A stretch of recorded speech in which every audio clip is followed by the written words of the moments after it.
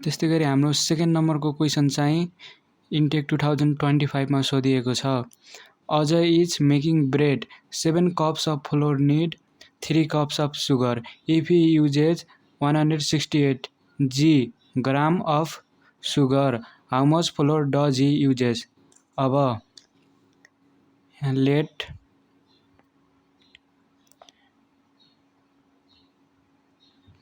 Late मानम हाम्रो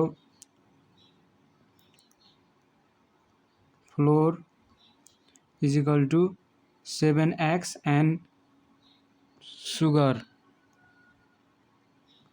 is equal to 3x। यदि हाम्रो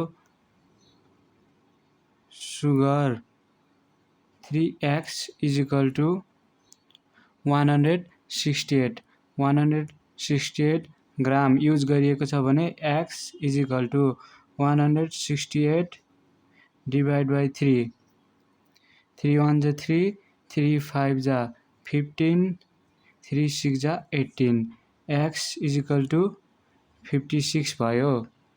अब फ्लोर कति युज भएको लागि चाहिँ हाम्रो 7 into x को भ्यालु 56। अब यसलाई हामीले यहाँ मल्टिप्लाई गरौँ 56 लाई 7 ले मल्टिप्लाई 7 6 जा 42 42 को 2 क्यारी ओभर 4 7 5 जा 35 36 37 38 39 भनेपछि हाम्रो फ्लोर चाहिँ 392 ग्राम। तपाईले याद राख्नुस् युनिटमा यदि ग्राम सोधिएको छ भने ग्राम्स लेख्नु र यदि जी मात्रै दिएको छ भने जी मात्रै लेख्नुहोस्।